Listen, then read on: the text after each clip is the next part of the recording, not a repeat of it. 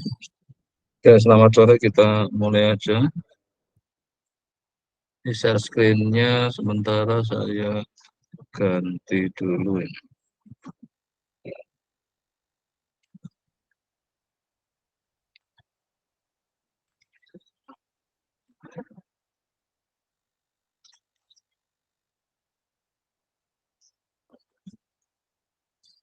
Nasrullah sudah bergabung ya.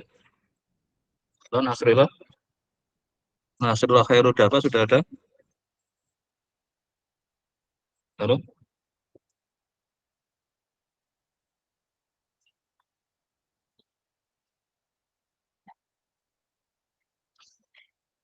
Belum ada Pak ya, coba. Cek.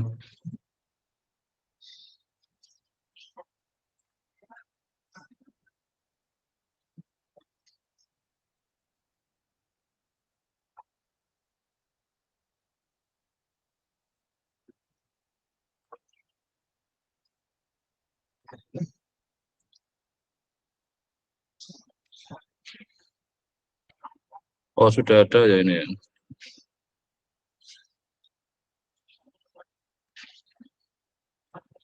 Halo Dava, dengar suara saya? Dava?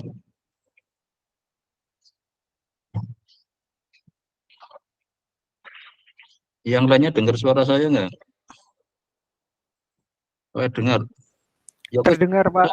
Oke, ya, oke, silakan Anda ini tampilkan tugasnya. Ya, walaupun mungkin baru awal, yang penting apa overleaf-nya Anda kan, Anda bisa masuk overleaf kan itu. Yang metode peramalan. Coba silakan Anda masuk ke sini. Kalau Mohon maaf, Mbak, saya sedang perjalanan ke Jogja. oh, dari daerah pakai HP ini. Iya, Pak, benar. Ya, oke, tapi Anda kayaknya belum ini ya, belum ngerjakan ya. Iya, Saya ngumpulnya di Drive, Pak. oh Google Drive. Ya, coba saya lihatnya. Google Drive Anda. Anda sudah share ke saya belum, apa ditaruh di itu yang Google Drive saya ya? Iya, di Google Drive Bapak, bagian tugas. Oke,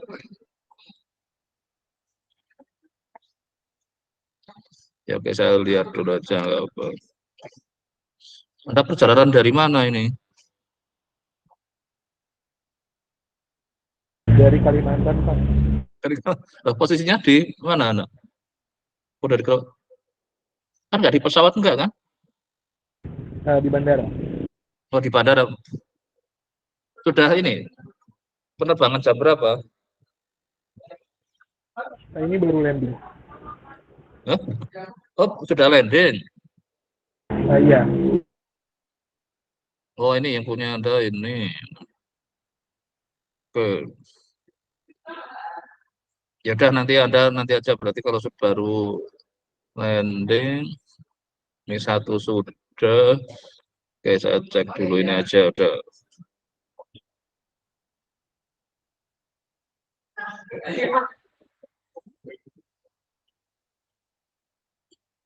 Ini kontekstualnya. Oh iya. Oke, ini harga apa? Obligasi Indonesia. Oke, jadi nanti tinggal dikomentari ya. Ini belum ada komentarnya kayaknya ya, baru gambarnya ya. Nah, tambahi komentarnya ya. Ini sebenarnya bisa Anda pindah ke overlay ya, tinggal di copy paste saja kok ini. Jadi misalkan ini kan, ini tinggal di mungkin yang indeks apa yang atas dulu, nanti yang itu harus pakai enumerate kan ini. Nah, gini yang di ini kan pindah ke sini, mana yang Anda nomor satu ini ya. Nah, nanti yang di bawahnya yang ini ada kan yang persensi nomor satu kan itu.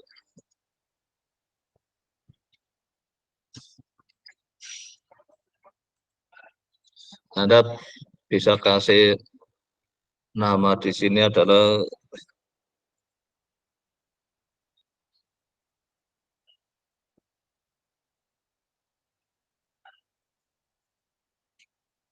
subsection. Nah, nanti ini masuk ke sini aja ya. Kalau ada memang mau masukin yang kontekstual dulu.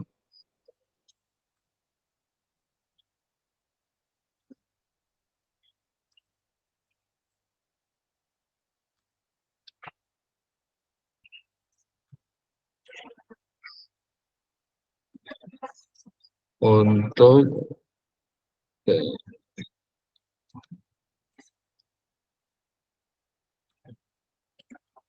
ini kalau ngikuti yang Anda mana tadi di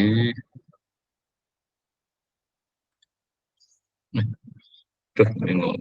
Oh,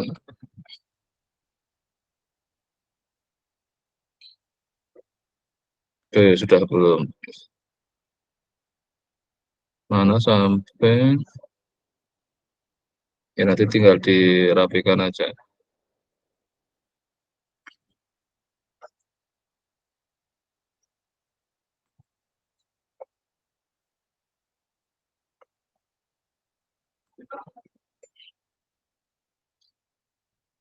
Ganti paragrafnya di oh ini ya, dan sebagainya. Berarti ini masih dalam satu paragraf. Oke, yang berikutnya setelah akurat nanti Anda nambah sendiri di bawah.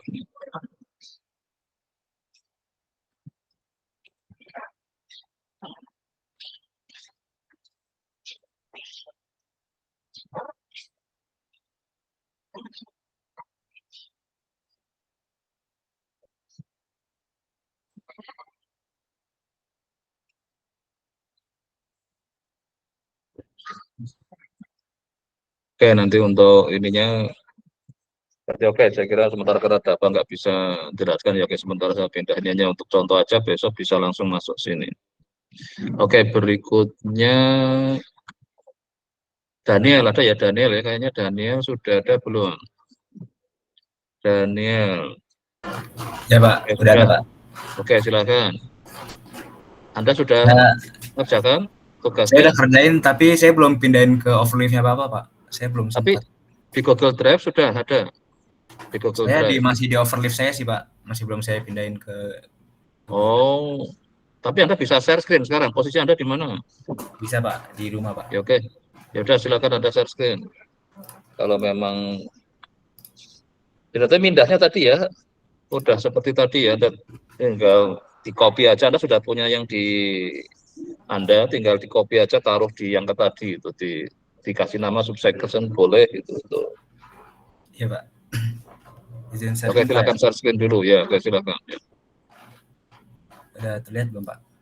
Sudah. Oke, jadi untuk tugas kontekstual kali ini saya menggunakan data nilai impor untuk produk farmasi dalam satuan dolar Amerika Serikat. Nah, ini datanya dari tahun 2014 sampai 2023. Ini data bulanan dan saya ngambilnya itu dari website BPS. Coba diklik, BPS-nya bisa masuk nggak Anda ke website BPS? Ini Pak.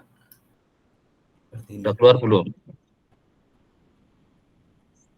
Oh, belum ya? Apa linknya nggak jalan? Oh, share screen-nya ini. Harusnya pakai Href ya, nanti diganti pakai Href ya. Coba ini saya kasih contoh sekarang. Tapi Anda masih di overlap Anda ya, sorry. Jadi nanti pakai Href ya. Sudah pakai Href kan tadi? Sudah. Kalau pakai Href harusnya nggak kelihatan si HTTP-nya tadi.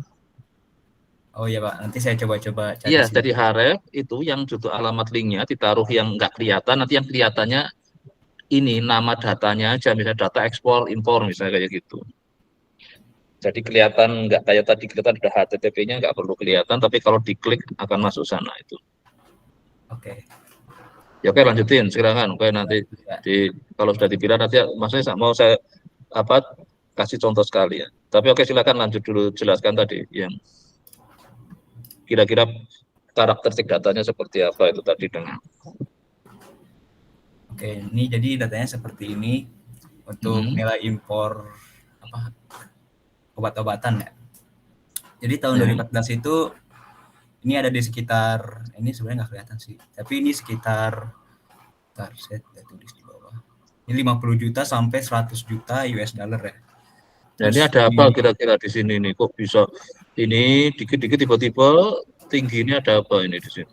Nah itu pas COVID Pak, mungkin Pak. Oke, nah ya. Di 2020 sampai 2022 itu COVID, jadinya impor Jadi obatnya kalau itu banyak. sekarang misalnya Anda ingin meramal, memforecast itu, apakah Anda mau ambil ini dari sini sampai melewati COVID dipakai? Oh iya juga ya.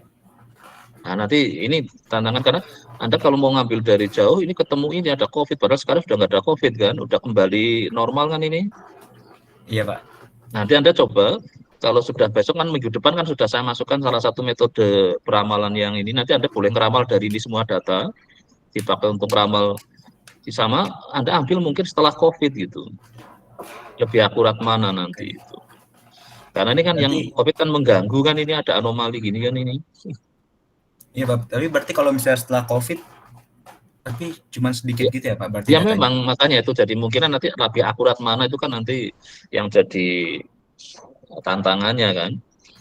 Oh iya benar-benar. Nanti kan nanti belum kan ini kan Anda baru yang penting mengenali dulu, ini kan masih deskriptif dulu. Jadi ini kan lumayan ini tapi ini kan kenyataan kan karena ada COVID mau tidak mau jadi datanya kayak gini kan ini. Iya benar Pak. Jadi dibanding yang mungkin kemarin untuk contoh kan nggak ada yang kayak gini nih. Nah ini tantangan yang menarik karena apa, data farmasi berpengaruh sekali kan itu. Karena import ya, ini import obat-obatan kelihatannya ya. Iya Iya, ini impor dari luar apa ke Indonesia. istilahnya kepentingan farmasi lah itu untuk kepentingan COVID kan itu. Iya Pak. Jadi biasanya cuman paling di sekitar yang ini nggak tahu berapa nih ya tadi tiba-tiba melonjak selama COVID, ini kembali sekarang. Nah, pada saat Anda ingin melihat misalnya untuk budgeting tahun 2024 misalnya atau 2020 kan berarti harus mikir berapa sih kira-kira ini kan sampai tanggal bulan apa ini? Ini saya Januari. datanya itu sampai Januari. Desember 2023 Pak. Oh, 23 berarti. Nah, coba Anda ngeramal yang Januari ya. Pakai ini data ini semua sama yang terakhir mulai 22 sampai 23 aja ya. Berarti berapa? 2 tahun ya ini ya. Nanti ya. Anda Iya. nyoba dulu, nggak apa-apa. Nanti untuk minggu depan nanti kan baru saya kasih salah satu model yang bisa dipakai kan itu.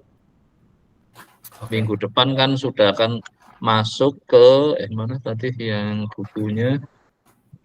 Ini kan minggu depan saya sudah akan masuk.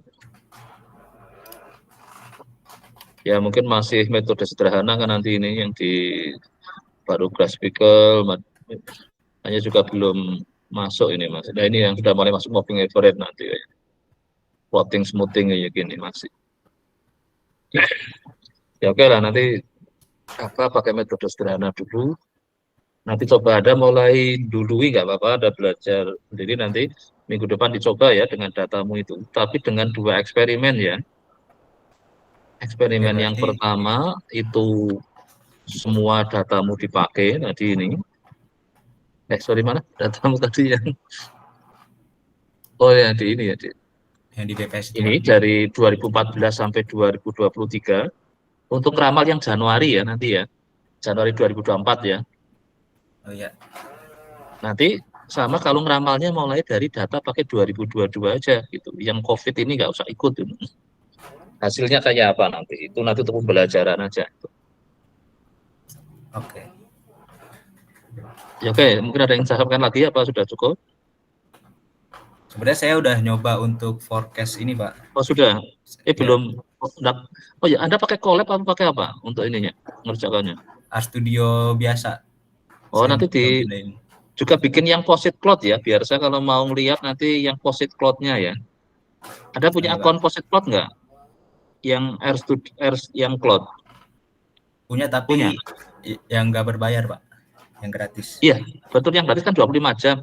Jadi Anda kerja di offline, kalau udah jadi taruh deposit ya, nanti terus linknya dikasihkan di ini juga, diharapkan di overleaf-nya. Jadi nanti kalau saya ingin nyoba kan tinggal klik itu. Oke Pak. Ya, minggu depan ini kan sekarang dipindah ke, karena Anda sebagai koordinator kan punya akses ke yang itu kan, nanti taruh di sana. Tadi kan sebagian sudah saya taruh kan, nanti Anda coba naruh, terus haref ininya sumber data harap sama apa komputasinya tadi ya, tapi yang ke POSIT ya, POSIT Cloud ya. Oke. Nanti jadi apa? Mungkin minggu depan sudah bisa terlihat lah nanti pada saat saya mau nyoba. Nanti yang dicoba dulu pakai metode yang sederhana dulu ya, yang seperti di buku ini ya. Jangan pakai yang canggih dulu itu. Jadi kalau Anda nanti bertahap ya, supaya Anda bisa merasakan bagaimana memodelkan dengan yang sederhana dulu. Kayak contohnya ini kan sederhana ini. Membuat yang namanya ini adalah baru melakukan sputing, datanya di rata-rata kayak gitu. Namanya moving average ya ini ya. Jadi dilakukan itu dulu, jangan langsung pakai yang canggih dulu lah gitu. Jadi nanti Anda mau nyoba, pakailah yang moving average dulu. Jadi dia kan rata-rata tapi bergerak.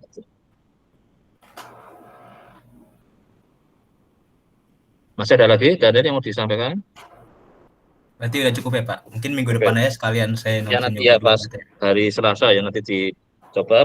Nanti sudah POSIT Cloud-nya sudah aktif ya. Oke Terus Pak. ini sudah ini. Juga teman-temanmu yang pada kan kalau temanmu kan bisa nge-share-nya ke dirimu, nanti dirimu yang menggabungkan ke yang overlay bersama itu.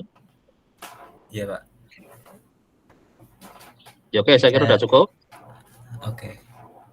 Apa masih ada lagi yang mau disampaikan? Sudah cukup. Cukup Pak, cukup Pak. Oke. Berikutnya Aulia. Aulia, ada nggak Aulia? Tadi mana Aulia? Oh sudah ada nih harusnya Aulia. Kok suaranya agak gaduh ini? Iya, Pak.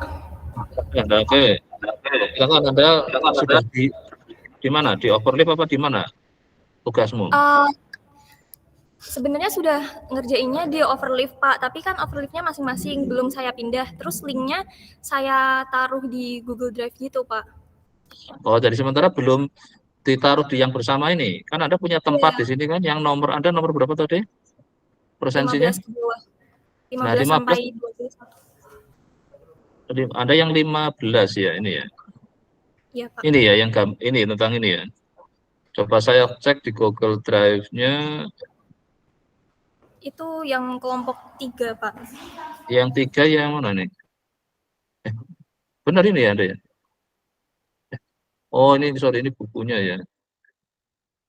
Tugasnya.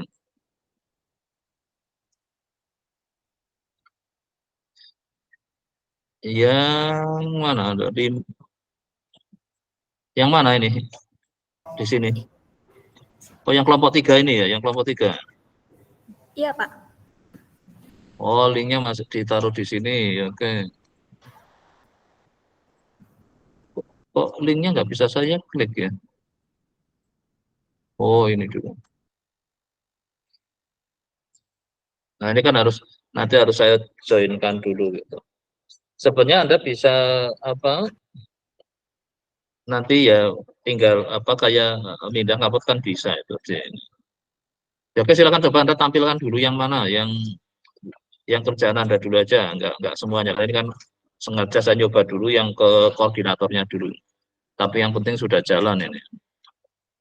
Tinggal proses overlay-nya aja yang belum ini. Ya, oke silakan Aulia tampilkan yang silakan Anda sampaikan yang mana dulu, silakan Anda share screen.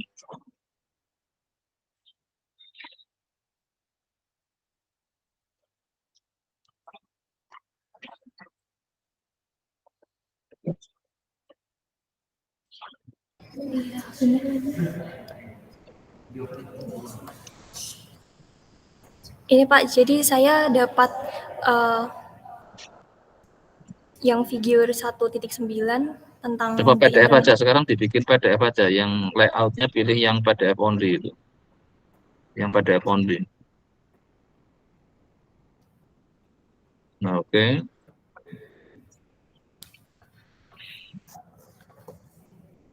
Oke, silakan. Jadi saya dapat yang tentang figure 1.9 ini tentang the International Sunspot Number. Hmm.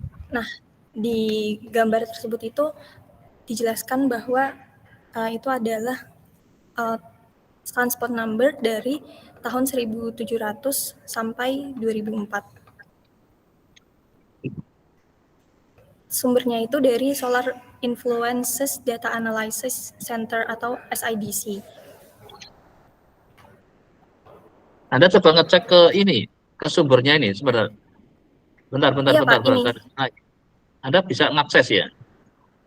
Bisa ngakses Pak, ini sudah. SI. Oh, ada, oke ya. Coba diklik.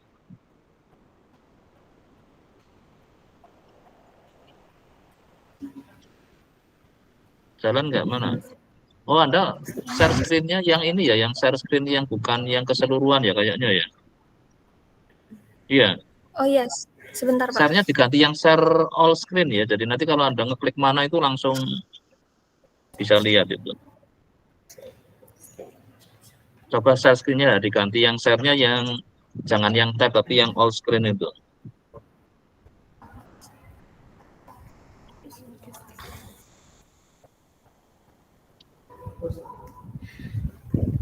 Nah, sekarang diklik coba. Nah, ini kan langsung. Oh, Anda juga bisa download datanya ya? Bisa, Pak. Itu datanya tersedia sampai tahun 2024 ini. Wah, malah baru, Bro.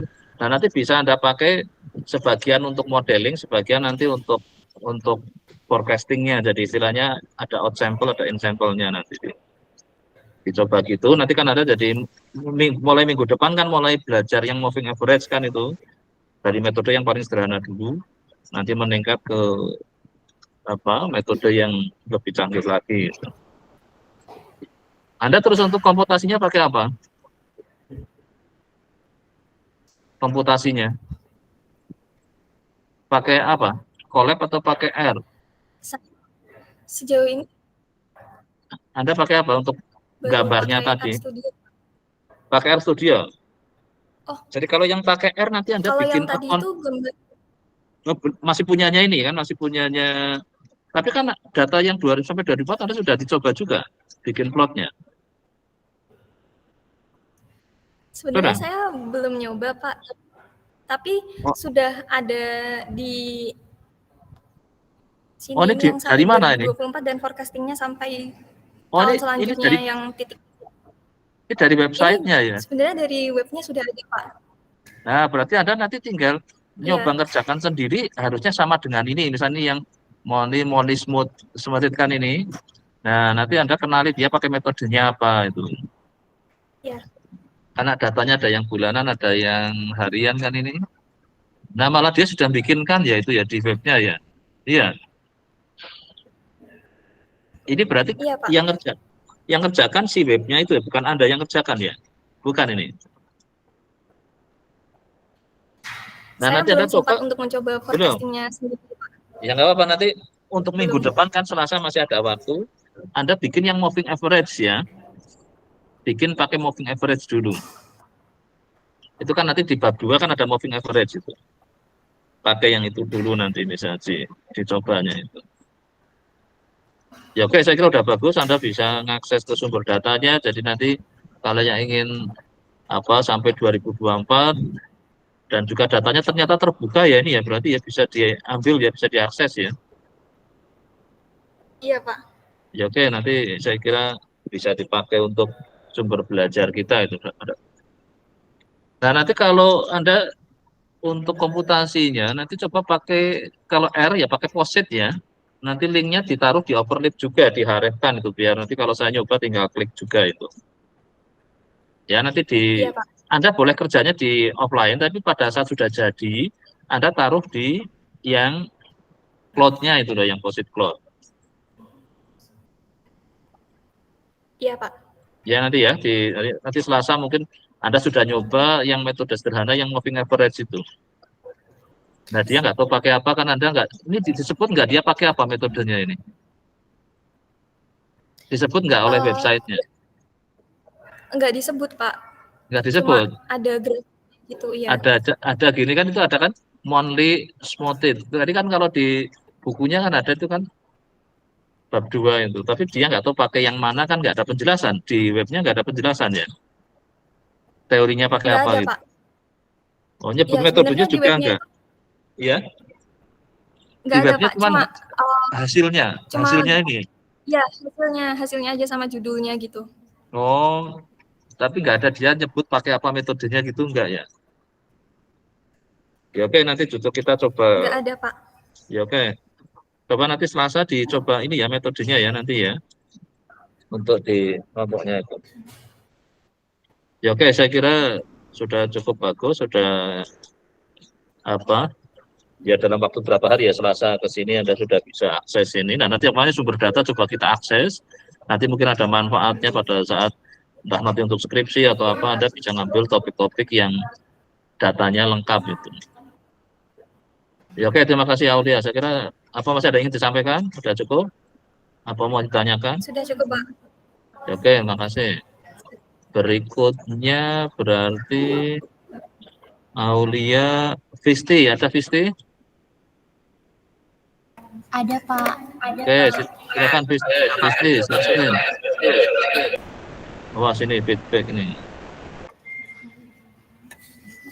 Oke, silakan Visti. Baik, Pak. Sebentar saya share screen dulu. Share-nya yang ini ya, jangan yang tab ya, tapi yang seluruhan ya. Jadi kalau nanti harus ngeklik apa, langsung kelihatan itu.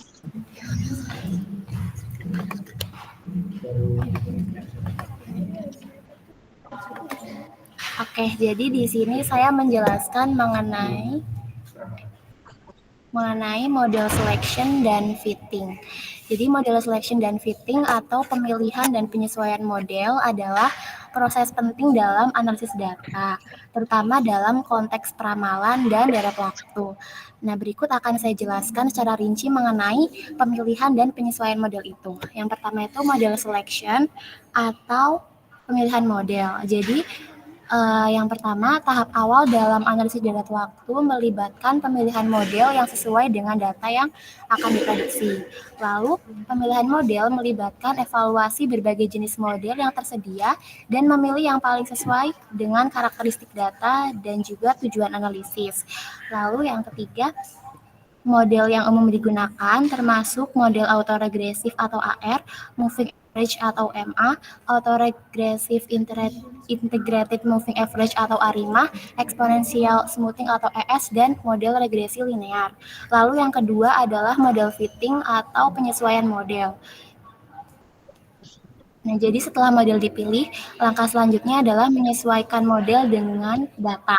Penyesuaian model melibatkan estimasi parameter-parameter yang tidak diketahui dalam model menggunakan data yang tersedia. Metode yang umum digunakan untuk menyesuaikan model termasuk estimasi kuadrat terkecil, estimasi maksimum likelihood, dan estimasi Bayesian. Proses ini umumnya melibatkan penggunaan perangkat lunak statistik seperti Python dengan library seperti StatsModels atau R dengan paket seperti Forecast. Lalu yang ketiga itu ada model fitting process atau proses penyesuaian model. Yang pertama, mengidentifikasi struktur model yang sesuai berdasarkan karakteristik data seperti tren, musiman, dan pola lainnya. Lalu yang kedua, mengestimasi parameter-parameter model yang dipilih menggunakan model estimasi yang dipilih. Lalu yang selanjutnya, menilai kesesuaian model dengan membandingkan prediksi model dengan data aktual. Dan yang terakhir, memperbaiki model secara iteratif dengan menyesuaikan parameter atau mengeksplorasi spesifikasi model alternatif untuk meningkatkan kinerjanya. Lalu yang keempat, model evaluation atau evaluasi model. Terdiri dari yang pertama, menilai kinerja model yang disesuaikan menggunakan metrik yang sesuai seperti mean squared error atau MSE, mean absolute error atau MAE, atau yang lainnya tergantung pada konteksnya. Lalu yang kedua, menilai kemampuan model untuk menangkap pola-pola yang mendasar dan membuat prediksi yang akurat pada data yang tidak terlihat. Dan yang terakhir, melakukan pemeriksaan diagnostik untuk memastikan bahwa asumsi model terpenuhi dan mengidentifikasi area manapun di mana model mungkin memerlukan perbaikan. Lalu yang terakhir adalah model selection kriteria atau kriteria pemilihan model. Yang pertama, memilih model final berdasarkan kinerjanya, kesederhanaan, interpretabilitas, dan kriteria lain yang relevan. Lalu membandingkan kinerja model yang berbeda menggunakan uji statistik atau kriteria informasi seperti Aikaika Information Criterion atau AIC atau Bayesian Information Criterion atau BIC. Lalu yang terakhir, memilih model yang mencapai keseimbangan terbaik antara kesesuaian model dan kompleksitasnya, mempertimbangkan trade-off antara bias dan varians. Sekian, Pak. Oke, jadi ini sudah dapat ini ya alurnya besok. Terus mulai minggu depan kan kita akan mulai mengenalkan salah satu model. Jadi nanti kan tadi kan modelnya sudah langsung sampai ke A5 ya kan. Kita nanti juga akan sampai sana. Tapi kita nanti mulai dari yang paling sederhana itu yang moving average. Nanti kan ada autoregression, ada semula smoothing tadi. Nanti kita tahap kayak gitu, baru nanti terus dipilih mana pakai kriteria tadi ya, yang terakhir tadi ya, IC atau BIC itu. Oke, saya kira bagus. Sementara ini apa? Nah, tadi Anda dapat itu ngakses dari mana sumber referensinya tadi? Hanya dari buku ini? Atau Anda dapat ada tambahan dari... Pak, dari website di... Oke, link websitenya tolong diharefkan ya. Oh iya Pak, soalnya Jadi, sudah saya... Mana harefnya? Coba. Tadi kan Anda ambil dari manapun boleh, tapi asal namanya disitasi, diharefkan kalau saya nanti ya, dicoba. Jadi nanti kita dapat entah itu sumbernya berbahasa Inggris atau berbahasa Indonesia, nggak masalah itu. Tapi yang penting kita bisa mengakses ke situ. Itu. Nah itu untuk menghargai bahwa itu kita ambil dari mana? Ambil dari buku, ya bukunya apa? Ambil dari, kalau bukunya digital, di website ya harus di linknya dikasihkan ya. Baik Pak, nanti saya masukkan. Ya, oke. Jadi pokoknya setiap Anda ambil apapun untuk tugas itu, entah itu sumbernya berupa website, kalau itu berupa buku hard copy kan nggak ada ininya ya, linknya ya otomatis apa? Anda bisa aja cuman scan di halaman yang Anda butuhkan, tapi nama bukunya sama ininya tetap disebut, nanti taruh di Google Drive ya. Untuk meyakinkan bahwa itu kita bersumber dari mana aja, itu sah-sah aja nggak apa-apa itu. Kita harus belajar dari berbagai sumber itu. Oke ya nanti tambahkan ya, nanti hari Selasa saya kira semua sudah bisa mulai mengkonekkan ke ininya menggunakan harifnya kalau memang ada link webnya. Kalau yang misalnya nggak ada ya Anda taruh di Google Drive. Nanti linknya dibawa ke Google Drive-nya. Oke, terima kasih Bisti, saya kira sudah cukup. Sekarang Baik, Pak. Cornelia, ada Cornelia? Ada, Pak. Oke, silakan Cornelia. Iya, Pak.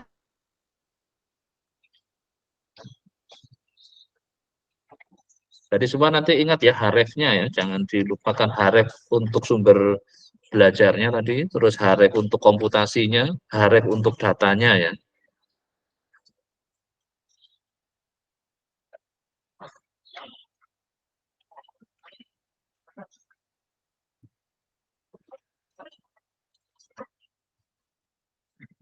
Ini, Pak. Oke, silakan ceritakan dulu. Jadi, tugas saya di sini untuk kebagian di mereview jurnal dari bisnis dan ekonomi statistik. Jurnal yang saya pilih itu berjudul Forecasting with Economic News. Nah, ini source-nya. Nah, jadi secara keseluruhan penelitian ini tuh menunjukkan pentingnya sentimen dalam memahami dan meramalkan kondisi ekonomi. Nah, datanya sendiri itu diambil dari 6 surat kabar besar yang ada di Amerika Serikat dengan sekitar 6,6 juta jurnal gitu, Pak. Tapi saya di sini tidak bisa menemukan datanya, jadi cuma mereview jurnalnya secara umum saja. Anda kayak men-summary dari papernya nggak apa-apa, memang ini tuh itu sementara kayak gitu dulu. Ya. Oke, silahkan lanjut. Untuk bagian introduction-nya, pada intinya jurnal ini tuh memberikan konteks latar belakang tentang pentingnya ramalan makroekonomi dalam konteks kebijakan fiskal dan moneter. Nah, penulis juga menjelaskan bahwa ramalan ekonomi itu punya peran yang penting gitu ya untuk membantu pengambilan keputusan ekonomi yang efektif. Lalu pada jurnal ini tuh dibagi jadi 6 sektor. Yang pertama ada sektor ekonomi untuk ukuran sentimen ekonomi dan manufaktur. Itu pada apa namanya, Oke, jurnal ini tuh bentar ini di sini. disebutkan bahwa Ini kalau di sini kan ada lihat itu kan gunakan apa moving kenapa? average untuk 30 hari kan itu. Tapi Ya, datanya Anda bisa dapat nggak ya data ini ya? Bisa dapat nggak ya data itu ini? langsung dari sininya Pak. Ini, Oh nggak bisa dapat ya datanya. ya tidak bisa. Oh, nanti tadi kan pakai Betul. moving average kalau Anda sebenarnya bisa dapat datanya, Anda juga bisa bisa mempraktekkan itu kan. Ini kan Iya, moving nanti average saya ini. akan bisa. Nggak, nanti Siap. coba diusahakan ya, dicoba Iya, cari sumber datanya, moga-moga bisa dapat itu.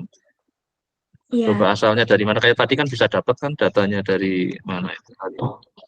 Ya oke, Ya, silakan tapi lanjut. Nanti jadi oke. di summary-kan intinya apa sih di situ yang jadi bisa kita ambil pelajaran dari situ, dari paper ini itu.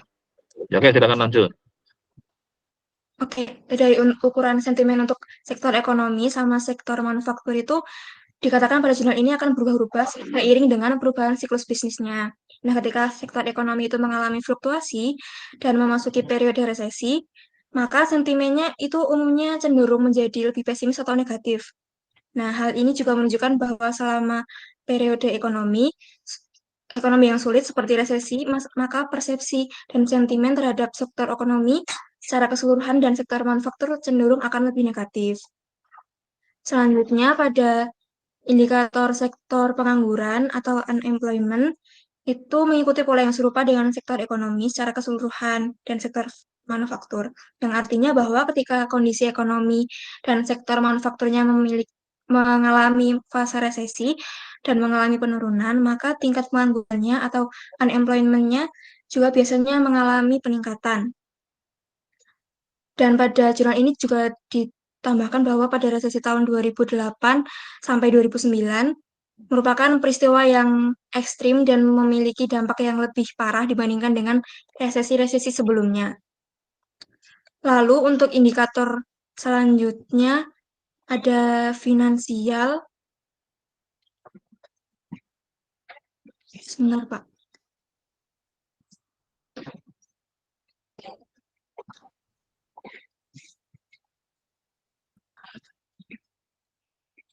Ini dulu deh. Selanjutnya untuk kebijakan sentimen moneter dan inflasi juga cenderung berhubungan dengan siklus bisnisnya, meskipun hubungannya itu tidak terlalu kuat atau langsung, maka sentimen ini berkaitan dengan persepsi dan ekspektasi terhadap kebijakan moneter dan situasi inflasi dalam perekonomian di Amerika Serikat. Lalu untuk conclusion-nya, secara keseluruhan, penulis itu merangkum temuan-temuan utama dari penelitian mereka dan menekankan pentingnya bahwa untuk memanfaatkan informasi sentimen ekonomi yang terkandung dalam artikel berita-berita. Karena data yang diambil oleh jurnal ini tuh juga dari beberapa jurnal-jurnal yang ada di berita besar Amerika. Lalu penulis juga mengungkapkan bahwa ukuran sentimen ekonomi memiliki hubungan yang signifikan dengan variabel makroekonomi yang diteliti, dan bahwa informasi sentimen ekonomi dapat memberikan wawasan tambahan yang berharga dan meningkatkan akurasi ramalan. Nah, selain itu juga penulis mencatat batasan-batasan dari mereka, seperti metode analisis yang digunakan, keterbatasan data yang tersedia, dan faktor-faktor lain yang perlu dipertimbangkan dalam penggunaan informasi. Penulis juga memberikan saran atau suggestion untuk memberi penelitian di masa depan. Mereka mungkin mengusulkan pengembangan model peramalan yang lebih canggih, peningkatan dalam model pengolahan data, atau penggunaan sumber data tambahan untuk meningkatkan akurasi ramalan. Itu, Pak. Oke, saya kira bagus ini. Coba lihat ke ini ya. Coba kalau tadi papernya mana yang tadi? Diklik coba papernya. Ini, Pak.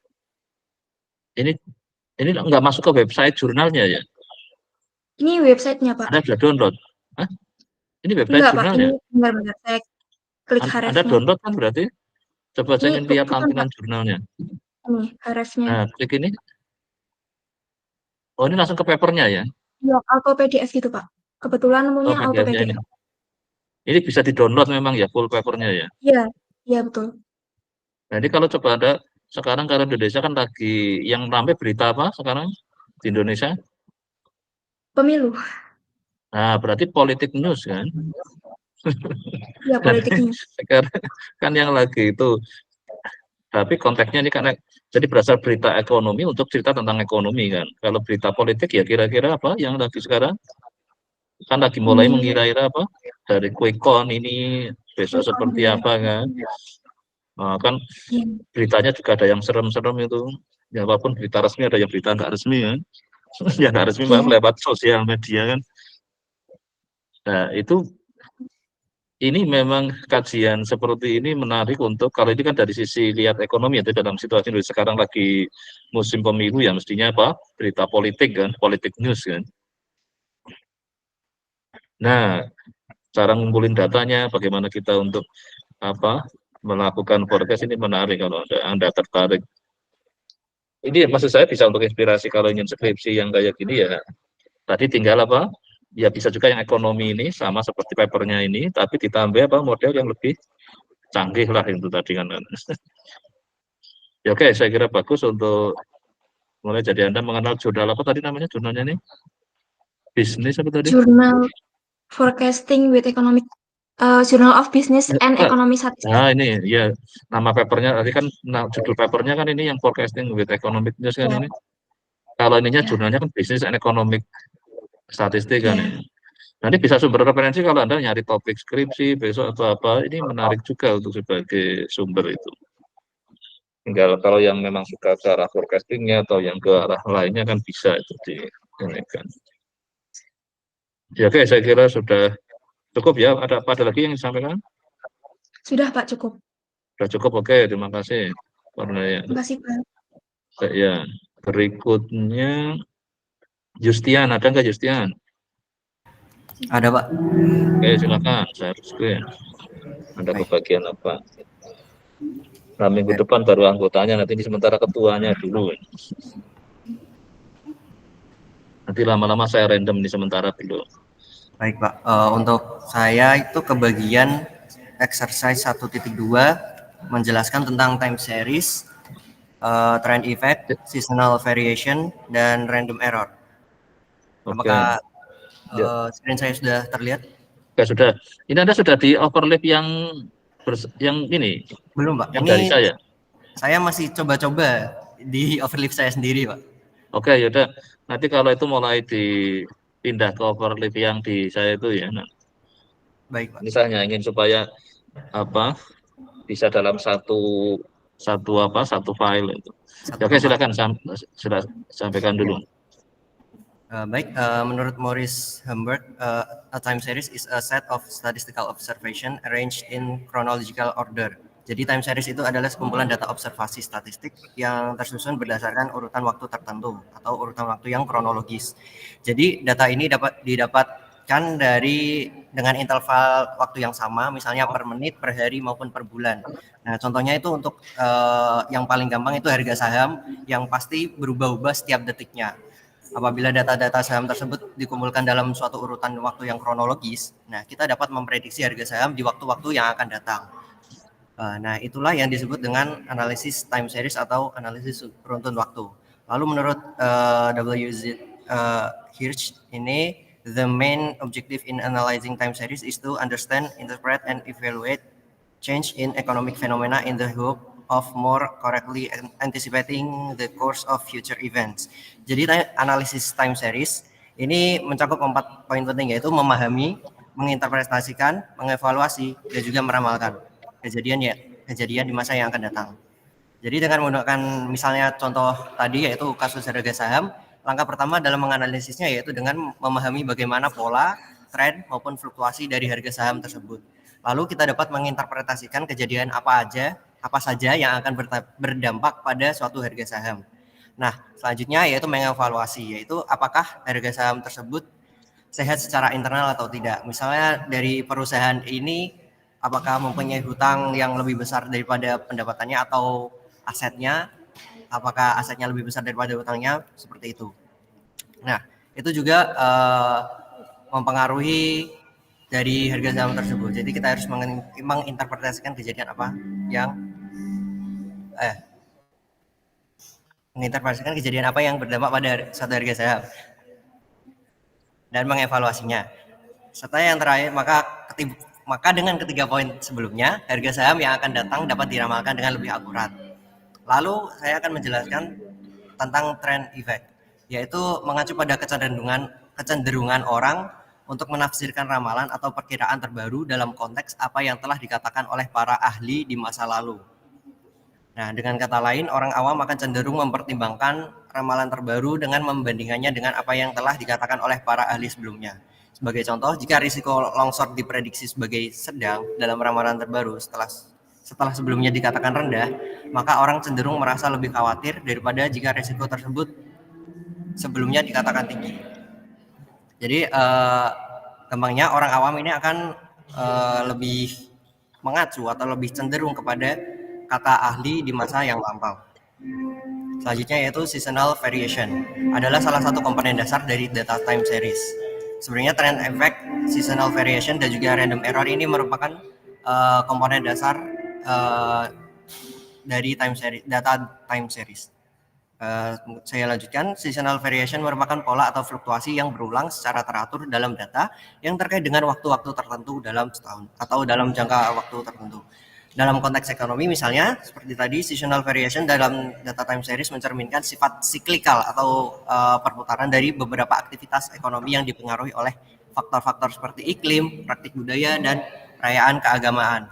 Misalnya untuk iklim, apakah iklimnya sedang musim hujan atau musim kemarau, dan hasil pertanian apa saja yang laku di musim ini, yang laku di musim hujan, seperti itu. Lalu untuk praktik budaya misalnya, pada saat praktik budaya dan perayaan keagamaan misalnya pada saat perayaan Idul Fitri misalnya, dan di situ yang laku apa sih biasanya, seperti daging-dagingan, daging ayam, nasi atau beras dan lain sebagainya, itu bisa disebut sebagai faktor yang mempengaruhi suatu data time series. Misalnya harga beras pasti pas waktu Idul Fitri pasti akan naik dan sebagainya. Dan mengidentifikasi dan memahami seasonal variation ini juga penting untuk peramalan yang akurat, merencanakan persediaan, mengelola arus kas, dan membuat keputusan bisnis yang berbasis fakta. Yang terakhir yaitu random error, menunjukkan fluktuasi yang tidak terduga atau tidak dapat dijelaskan yang diamati dalam data setelah memperhitungkan komponen sistematis seperti yang sudah dijelaskan sebelumnya, yaitu trend effect dan seasonal variation. Memahami dan memperhitungkan random error juga penting untuk mengembangkan model yang dapat diandalkan dan membuat prediksi yang akurat dalam analisis time series. Dan ini sumber-sumbernya ada di sini. Sumbernya berapa ini?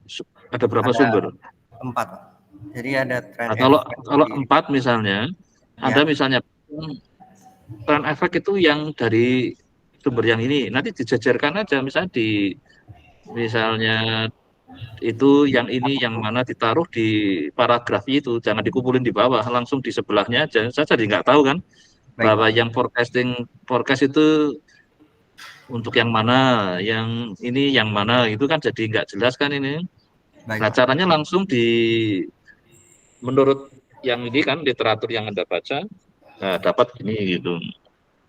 Baik, ya Pak. Jadi nanti coba mulai ditata di deket-deketnya ya kalau memang, tapi kalau memang ini bersifat ya keseluruhan memang kebetulan bahas yang sama ya lain kan, tapi kalau bagian ini kayak tadi ada tentang praktek budaya, tentang ada itu dari yang mana sih Anda kutip itu, asumsinya kan ini Anda dapat dari yang Anda baca kan.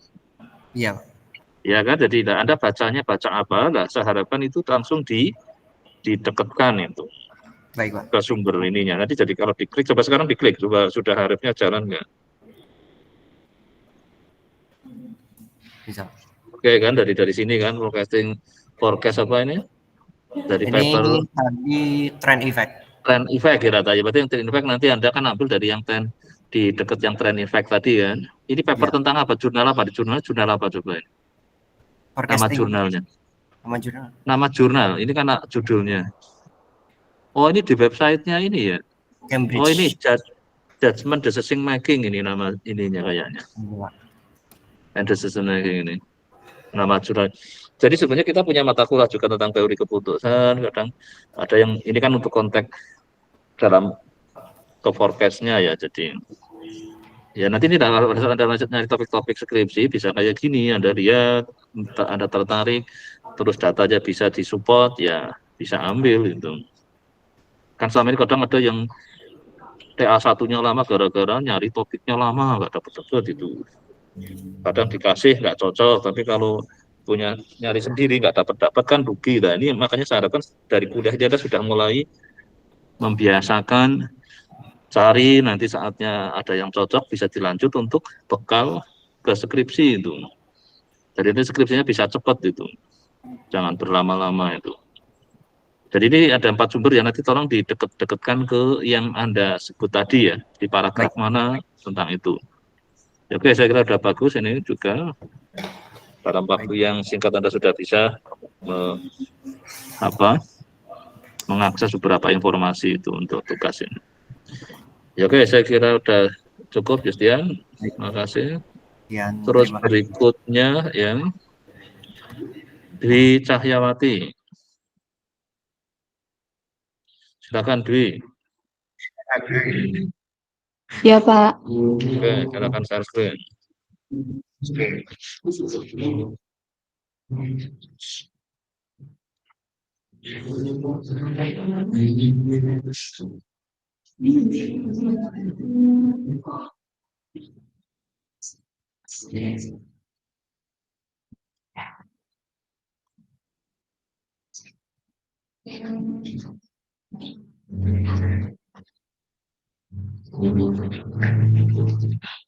Oke, di sini saya mendapatkan exercise 1.9 yaitu tentang suatu perusahaan yang mendesain dan memproduksi pakaian dan bagaimana ramalan-ramalan yang diperlukan dalam bisnis ini untuk berhasil. Jadi yang pertama di sini suatu perusahaan mendesain dan memproduksi pakaian untuk pasar Amerika Utara. Pakaian adalah barang gaya dengan umur relatif terbatas. Barang-barang yang tidak terjual pada akhir musim biasanya dijual melalui pengejar diskon dan outlet musiman. Barang yang tidak terjual melalui pengejar diskon dan outlet musiman seringkali diberikan kepada amal atau dijual ke luar negeri. Di sini di pertama adalah ramalan-ramalan yang digunakan agar bisnis tersebut berhasil. Yang pertama ada ramalan permintaan, yaitu perkiraan tentang jumlah pakaian yang akan diminta oleh pelanggan di pasar Amerika Utara pada berbagai waktu, seperti musim tertentu atau tahun tertentu. Yang kedua ada ramalan tren mode, yaitu perkiraan tentang tren mode yang akan populer di pasar Amerika Utara, memungkinkan perusahaan untuk menghasilkan pakaian yang sesuai dengan preferensi konsumen. Kemudian ketiga, ramalan penjualan outlet, atau perkiraan tentang jumlah pakaian yang akan terjual melalui pengejar diskon dan outlet musiman. Kemudian yang keempat ada ramalan penjualan luar negeri, yaitu perkiraan tentang jumlah pakaian yang dapat dijual ke luar negeri jika tidak terjual di pasar Amerika Utara. Kemudian yang terakhir ada ramalan ketersediaan amal, yaitu perkiraan tentang apakah barang yang tidak terjual akan dapat disumbangkan kepada amal. Lalu untuk ramalan-ramalan tersebut dapat bersifat jangka pendek maupun jangka panjang. Ramalan jangka pendek umumnya melibatkan prediksi untuk peristiwa yang akan terjadi secara langsung atau dalam waktu dekat, seperti proyeksi penjualan bulanan atau musiman, fluktuasi permintaan yang segera, atau pengelolaan persediaan jangka pendek. Kemudian di sisi lain, ramalan jangka panjang melibatkan prediksi untuk peristiwa atau tren yang terjadi dalam jangka waktu yang lebih panjang, seperti tren mode tahunan atau multi tahunan. Oleh karena itu, ramalan-ramalan yang dimaksud mencakup perspektif jangka pendek dan jangka panjang karena mereka menangani berbagai aspek operasional bisnis dan perencanaan strategis di berbagai horizon waktu. Kemudian, untuk menghasilkan ramalan-ramalan tersebut yang sudah dijelaskan, perusahaan memerlukan berbagai jenis data. Di sini ada 6 data, yaitu pertama ada data penjualan historis, yaitu informasi tentang jumlah pakaian yang terjual pada periode waktu tertentu di masa lalu, termasuk penjualan bulanan, musiman, dan tahunan.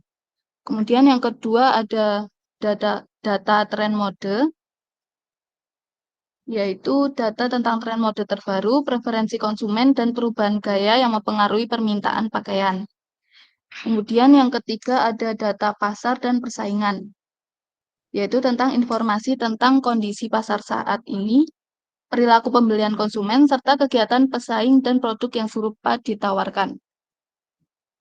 Kemudian yang keempat ada data ekonomi, yaitu data tentang faktor-faktor ekonomi yang mempengaruhi perilaku konsumen seperti tingkat pengangguran, pendapatan rata-rata, dan kondisi ekonomi umum. Kemudian ada data distribusi dan penjualan, yaitu informasi tentang kinerja penjualan di outlet musiman, pengecer diskon, serta kinerja penjualan di pasar internasional. Kemudian yang terakhir yaitu data amal dan kebijakan sosial, yaitu informasi tentang kebijakan perusahaan terkait donasi barang yang tidak terjual kepada amal atau kegiatan sosial lainnya. Kemudian yang terakhir di sini ada implikasi dari kesalahan ramalan.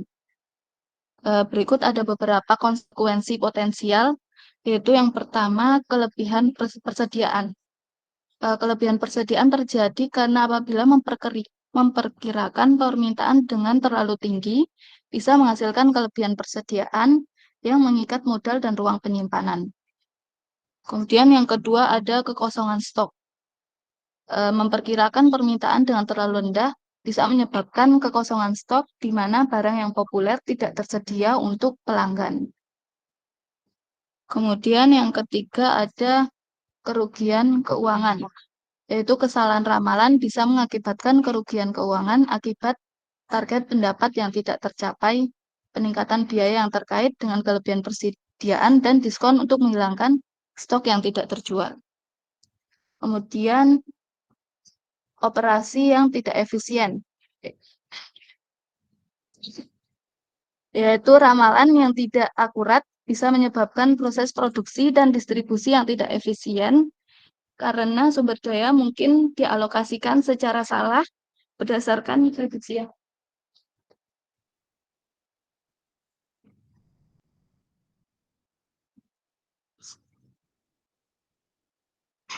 Kemudian yang terakhir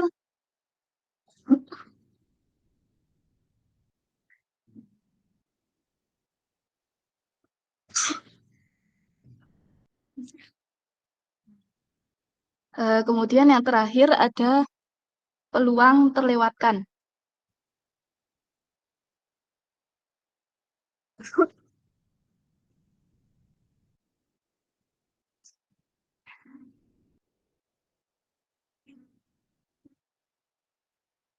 Peluang terlewatkan yaitu kesalahan ramalan bisa membuat perusahaan melewatkan peluang pertumbuhan atau ekspansi karena sumber daya mungkin tidak dimanfaatkan sepenuhnya atau dialokasikan ke area yang salah.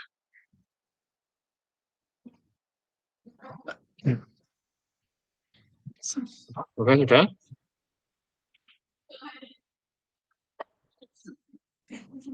Sudah, Pak. Oke, sumbernya ya, sumber referensinya ya, linknya ya. Ada pakai apapun sumbernya disebutkan ya nanti ya. Ini nggak Iya, ada Pak. link, nanti diharapkan aja. Jadi biar kalau saya juga ingin lihat dengan mudah saya akan. Oke, jadi kita tahu kan betapa risikonya menggunakan tadi ya.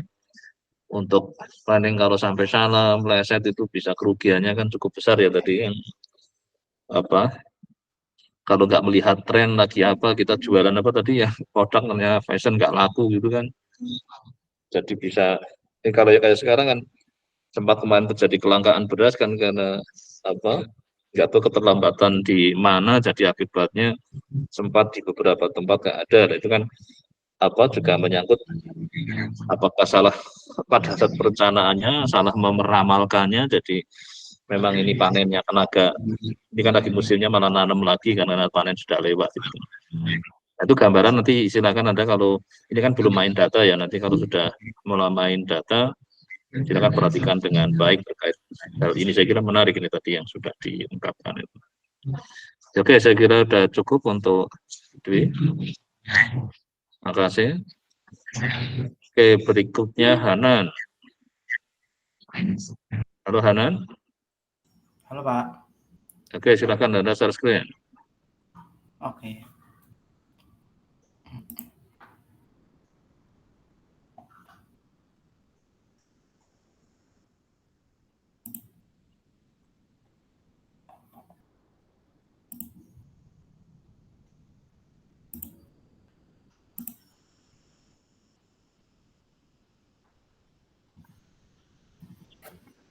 Udah terlihat ya Pak? Ya sudah. Oke Pak. Oke, silakan. Kemarin saya dapat yang exercise 1.1 di mana pertanyaannya adalah kenapa forecasting itu mengapa peramalan atau forecasting merupakan bagian penting dari operasi organisasi atau bisnis. Nah, forecasting itu bagian penting dalam bisnis karena punya banyak banget manfaat dari ilmu tersebut. Nah, antara lain itu manfaatnya tuh yang pertama ada membantu merencanakan kapasitas produksi, budgeting, dan pengadaan barang dan jasa. Perencanaan kapasitas produksi memastikan bahwa perusahaan memiliki kapasitas yang memadai untuk memenuhi permintaan pasar. Budgeting membantu dalam alokasi sumber daya finansial yang optimal untuk berbagai kegiatan perusahaan. Kemudian, pengadaan barang dan jasa perlu direncanakan dengan cermat untuk memastikan ketersediaan dan penggunaan sumber daya yang efisien. Kemudian helps plan production capacity, budgeting, and procurement of goods and services, atau memperkirakan biaya dan modal yang akan dikeluarkan di masa depan. Peramalan biaya dan modal yang dibutuhkan di masa depan penting untuk perencanaan keuangan yang baik. Hal ini memungkinkan perusahaan untuk mengatur anggaran dan merencanakan pendanaan yang sesuai. Kemudian, memenuhi permintaan konsumen dengan jumlah dan waktu yang tepat. Peramalan konsumen membantu perusahaan untuk mengatur produksi dengan rantai pasok secara efisien dengan memprediksi permintaan dengan akurat. Perusahaan dapat memenuhi kebutuhan pelanggan dengan jumlah yang tepat dan dalam waktu yang sesuai. Kemudian, mengantisipasi perubahan tren pasar. Peramalan membantu perusahaan untuk mengidentifikasi dan mengantisipasi perubahan tren pasar seperti perubahan preferensi pelanggan, perkembangan teknologi, atau kebijakan regulasi yang dapat mempengaruhi bisnis. Kemudian ada juga perencanaan jangka panjang, jangka menengah, dan jangka pendek. Peramalan digunakan dalam perencanaan strategis jangka panjang, jangka menengah, dan operasional jangka pendek. Ini membantu perusahaan untuk memiliki visi yang jelas tentang tujuan jangka panjang sambil menjaga responsivitas terhadap perubahan yang lebih cepat dalam jangka pendek. Kemudian membantu perencanaan penjualan, produksi, dan tenaga kerja. Peramalan digunakan dalam merencanakan penjualan yang efektif, mengatur produksi agar sesuai dengan permintaan, dan merencanakan kebutuhan tenaga kerja untuk memastikan efisiensi operasional. Dan juga kemudian peramalan berperan dalam perencanaan fasilitas, penanaman modal, dan kegiatan lead bank. Dalam kasus ini, peramalan membantu dalam perencanaan fasilitas produksi untuk memastikan kapasitas yang memadai. Ini juga digunakan dalam pengambilan keputusan investasi seperti penanaman modal dan dalam merencanakan kegiatan lead bank untuk pengembangan produk baru atau peningkatan proses produksi. Kemudian mengurangi risiko dan ketidakpastian yang dihadapi. Dengan memprediksi masa depan dengan lebih baik, perusahaan dapat mengurangi risiko dan ketidakpastian yang terkait dengan keputusan bisnis. Peramalan membantu perusahaan untuk mengidentifikasi risiko, potensial, dan mengambil tindakan pencegahan yang tepat. Kemudian yang terakhir adalah mengambil keputusan yang efektif dan efisien. Dalam hal ini, metode peramalan menyediakan informasi yang penting bagi manajer dan pemimpin perusahaan untuk mengambil keputusan yang lebih baik dengan memiliki perkiraan yang lebih baik tentang masa depan. Keputusan dapat diambil dengan lebih efektif dan efisien sehingga meningkatkan kinerja perusahaan secara keseluruhan. Saya juga udah cari jurnal Pak tentang peramalan. Namun jujur saya masih agak kurang paham sebenarnya. Jurnal ini tuh berjudul Analysis Forecasting of Antibiotic Drug Request on Edelweiss Tatelo Pharmacies. Ini tuh tujuan dari penelitian itu untuk mengetahui besarnya permintaan obat dan metode yang efektif untuk apotek Edelweiss. Jenis penelitiannya ini adalah penelitian deskriptif dengan mendeskripsikan suatu peristiwa, keadaan yang terkait dengan variabel-variabel yang bisa dijelaskan baik menggunakan angka maupun kata-kata. Nah, data yang digunakannya itu adalah hasil dari wawancara secara mendalam untuk mengetahui lebih jelas mengenai analisis peramalan permintaan obat antibiotik pada apotek Edelweiss. Metode yang digunakan pada penelitiannya itu peramalan kuantitatif moving average sama weighted moving average. Jadi nanti ini loh, ini metode ini kan yang nanti bab 2 akan dipelajari itu moving average, berarti terus apa smoothing apa ya tadi coba lihat. Yang itu jadi metode sederhana. Tadi mana metodenya tadi ada 3, coba ke atas. Nah, apa moving average sama smoothing kan. Nah, itu nanti akan dipelajari sebelum UTS ini. Dan nanti Anda kalau bisa dapat datanya, ini nanti Anda praktekkan sekalian bisa untuk praktek apa? Ini menerapkan metode yang kita pelajari bersama nanti. Ya, kalau Pak bisa dapat datanya. Bisa nggak dapat datanya ini? Untuk saat ini belum dapat sih, Pak. Belum. Jurnalnya aja. Oke, kalau enggak ya nanti cari yang, saya pikir kalau bisa dapat, kita bisa sekalian nanti komparasi apa yang Anda kerjakan dengan sini kan itu. Iya, Pak. Hasilnya tapi artinya manfaatnya si forecasting itu penting sekali. Salah satunya sekarang ini yang lagi kita problem kemarin, beras jadi mahal sekali karena apa? Stoknya minim. Sampai beli aja dibatasin itu, maksimal hanya 2 misalnya. Itu karena saking apa? Tiba-tiba permintaan lebih tinggi daripada suplainya kan. Jadi harga naik. Ini itu contoh yang ini aja. Itu kalau sampai salah antisipasi, maka kemudian harus segera digelontorkan, yang di gudang harus dikeluarkan kan itu, supaya segera teratasi itu. Makanya ada apa badan urusan logistik itu ya, Bulog itu untuk. Nah, nanti itu contoh kalau ini di dunia farmasi kan ini, tadi dunia fashion, terus tadi dunia apa tentang sembako nanti juga mungkin. Jadi saya kan memotivasi dengan kita coba belajar ini kan ada termotivasi bahwa pentingnya yang namanya metode peramalan kan, di berbagai bidang lagi ini kan. Jadi artinya yang menguasai tentang ini, apapun orang yang lihat masa depan berdasar data yang masa lalu kan. Ya, oke, saya kira sudah cukup. Ada lagi Hanan yang masih menambahkan? Sementara sudah cukup, Pak. Sudah cukup, oke, saya kira bagus. Kayaknya belum ditaruh di overlift yang ini ya, yang saya ya. Belum, Pak, masih di overlift saya sendiri, Pak. Ya, oke, nanti tinggal dipindahin aja ya.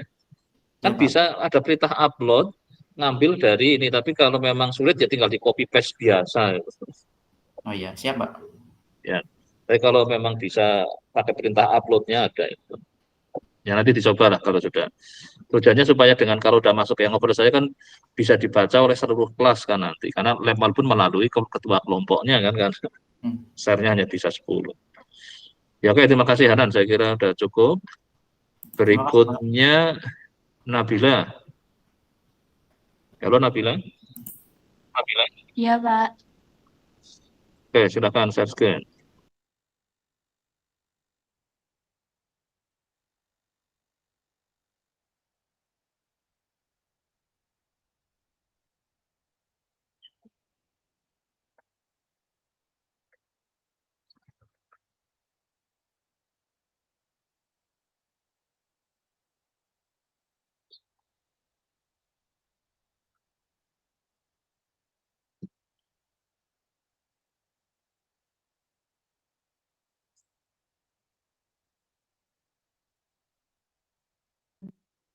Saya mendapat di mana peramalan kebutuhan beban listrik sektor rumah tangga di area distribusi Jawa Timur menggunakan metode analisis time series, yang mana tujuan dilakukan peneramalan ini untuk meramalkan kebutuhan beban listrik jangka panjang pada sektor rumah tangga di area distribusi Jawa Timur. Hasil penelitian ini dapat menjadi sebuah masukan bagi PLN unit induk distribusi Jawa Timur dalam penyediaan kebutuhan energi oleh pelanggan listrik di Provinsi Jawa Timur. Data yang saya gunakan adalah data rekapitulasi pelanggan, daya tersambung, dan energi terjual area distribusi Jawa Timur tahun 2010 sampai 2020. Berikut adalah data yang saya gunakan. Nah, yang pertama, berdasarkan data jumlah pelanggan itu, jumlah pelanggan, daya tersambung, dan energi terjual pada tabel di atas. Dapat dihitung nilai prediksi dari jumlah pelanggan, daya tersambung, dan energi terjual pada tahun 2010 sampai 2020 menggunakan metode time series software RStudio. Nah, berikut ada grafik yang dihasilkan untuk grafik dan untuk daya tersambung dan jumlah terjual. Dari ketiga grafik tersebut dapat diambil informasi bahwa jumlah pelanggan, daya tersambung, dan energi terjual pada tahun 2010 sampai 2020 mengandung tren yang naik dan mengandung pola yang sama, yaitu pola tren yang merupakan kecenderungan arah data dalam angka panjang yang berupa kemudian akan dilakukan peneramaan jumlah pelanggan, daya tersambung, dan energi terjual pada area distribusi Jawa Timur 2021 sampai 2025 menggunakan time series model tren linear. Grafik yang diperoleh, dan ini adalah poin-poin untuk setiap tahunnya. Ini untuk energi tersambung, kemudian ini untuk energi terjual. Dari menggunakan software RStudio didapatkan bahwa jumlah pelanggan daya tersambung dan terjual pada area distribusi Jawa Timur dari tahun 2021 sampai 2025 selalu mengalami kenaikan pada setahunnya dengan hasil jumlah pelanggan sebesar 12.661.186,2. Berikutnya didapatkan nilai daya tersambung sebesar 10.961,402 MVA dan selanjutnya didapatkan nilai dari energi terjual sebesar 1.945,4 MWh. Dan berdasarkan rencana usaha penyediaan tenaga listrik pada tahun 2019 sampai 2024, rata-rata jumlah produksi listrik pada unit industri Jawa Timur pada tahun 2021 sampai 2025 sebesar 47.023,6 dan rata-rata energi terjual itu pada sektor rumah tangga sebesar 15.430,8. Sedangkan dari hasil penelitian rata-rata jumlah energi yang terjual pada tahun 2021 sampai 2025 sebesar 16.945 yang artinya dari hasil perhitungan yang telah dilakukan masih dapat memenuhi kebutuhan energi pada sektor rumah tangga pada tahun 2021 sampai 2025 pada area distribusi Jawa Timur. Sekian, Pak.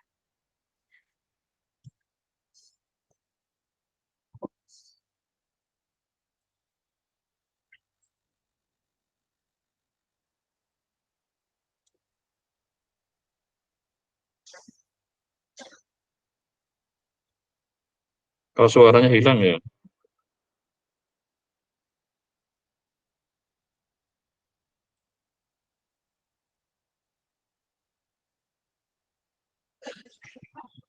Halo?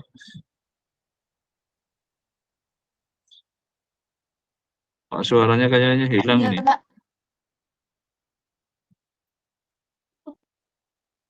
Udah? Oh ya, ini nanti ini link sumber referensinya ya.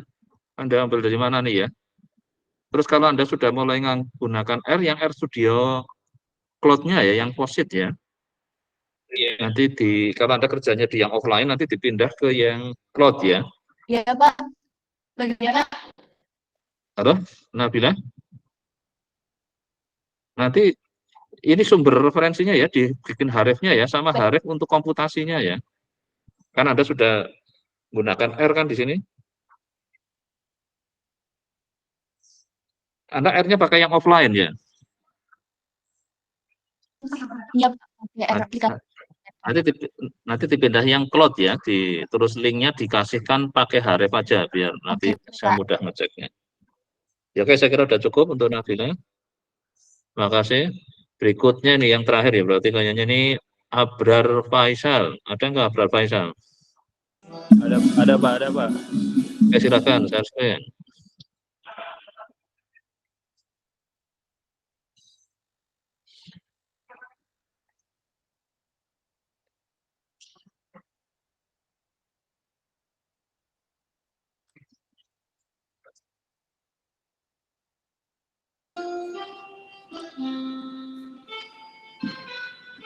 Apakah sudah terlihat, Pak? Udah, silakan. Baik, di sini saya ke bagian exercise 1.15. Ini tentang kasus, jadi ada suatu perusahaan yang memproduksi dan mendistribusikan minuman ringan yang dijual di toko botol dan kaleng di gerai seperti toko kopi dan lainnya. Jadi pertanyaannya itu forecast apa atau perakiraan apa yang diperlukan dalam bisnis ini agar sukses. Lalu yang kedua, apakah permintaan terhadap produk cenderung bersifat musiman? Jelaskan mengapa atau jika tidak mengapa.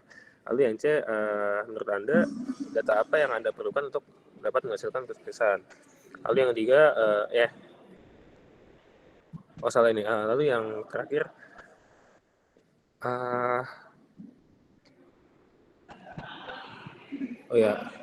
menurut Anda data apa yang diperlukan untuk sukses? Udah.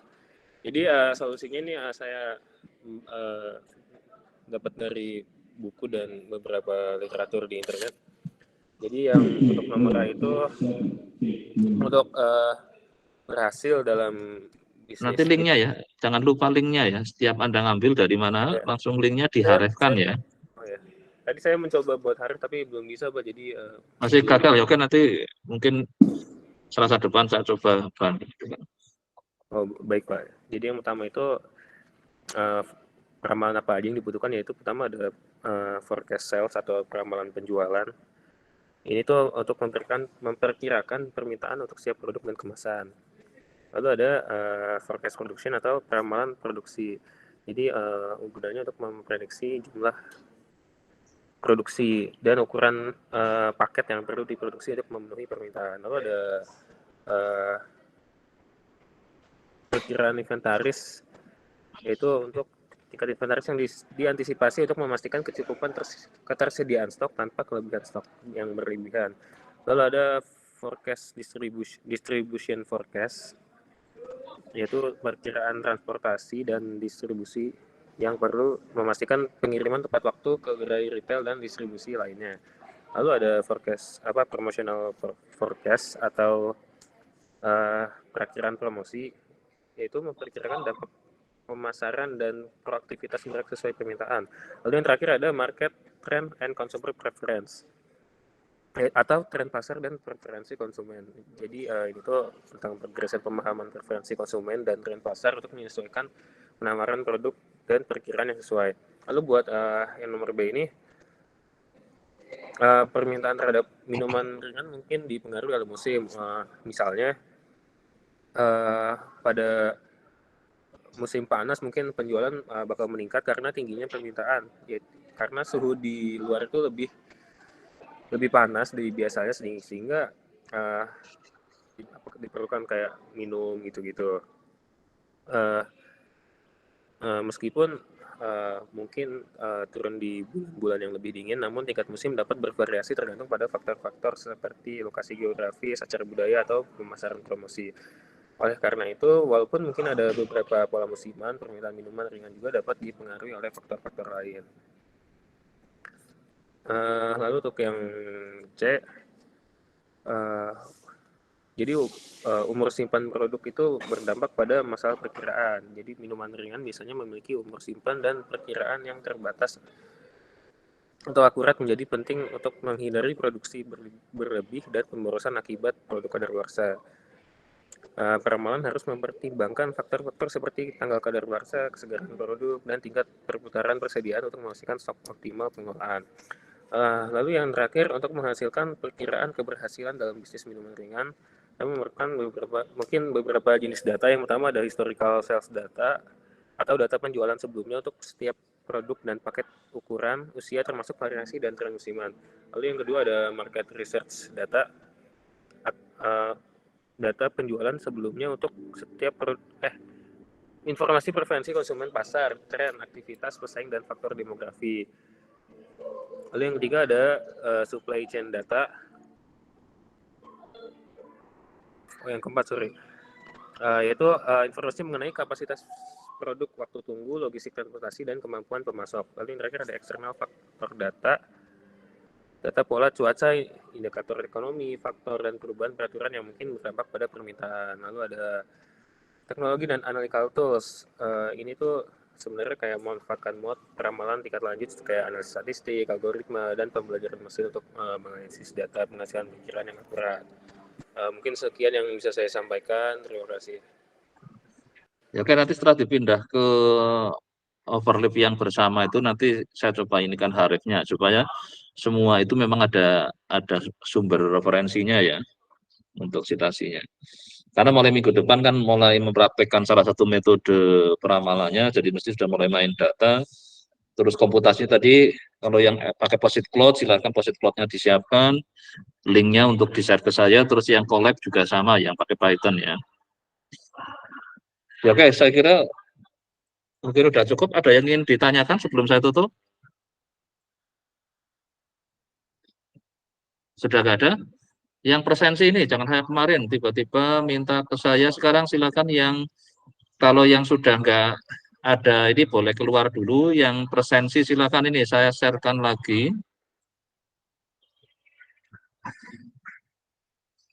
Oke, ini saya sharekan. Oke, silakan. Yang sudah selesai silakan boleh keluar dulu, nggak apa-apa. Ini ngurusi yang presensi belum. Terima kasih, Pak. Oke, ya silakan ya. Keluar dulu nggak apa-apa. Ini presensi sudah cukup? Presensinya?